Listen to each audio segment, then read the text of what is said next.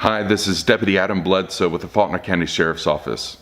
According to the Department of Health and Human Services, in 2014, there were 28,000 opioid overdose deaths in America. That's way too many. When we think of opioids, we think of heroin, we think of hydrocodone, oxycodone, and the list goes on. There's a drug that is surfacing that has us all nervous. That's fentanyl. I've invited an undercover investigator to discuss fentanyl in greater detail, to tell us what to be looking for, the effects on someone, and why it's so dangerous. In order to protect his identity, we have blurred his face and altered his voice. Investigator, thank you for your time. I appreciate you coming in, talking to us about fentanyl today. What is fentanyl? Fentanyl is a synthetic, which means man-made, opioid that was originally intended for large, extremely large animal tranquilizations and animal sedations. How are you seeing fentanyl? I've seen fentanyl in powder forms. I've also seen them in medical grade forms such as liquid.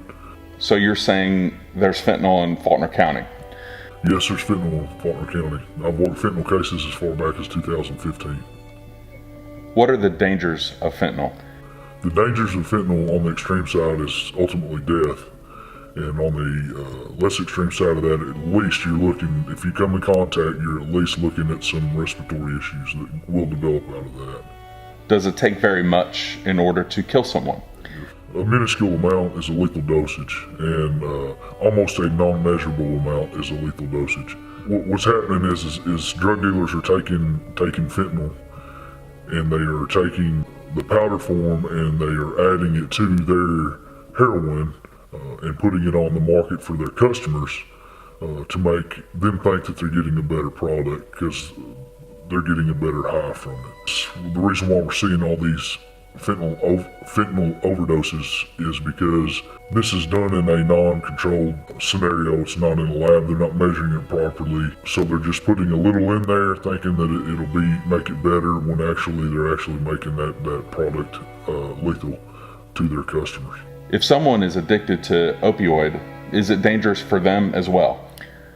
Yes, it's extremely dangerous. Opiate addicts over time build up tolerances to opiates and opioids, whether it be heroin or oxycodones or any type of opiate or opioid. They do develop a tolerance. For instance, I have a case where a confidential informant was a 30-year heroin addict.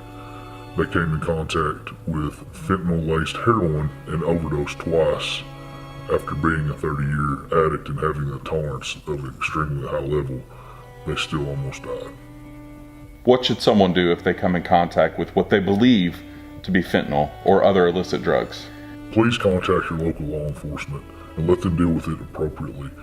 What happens when you agitate the powder, the particulates become airborne. The person to the contact inhales them into their lungs, which causes lung failure and or death immediately. So it doesn't take very much at all to be a lethal dose of fentanyl.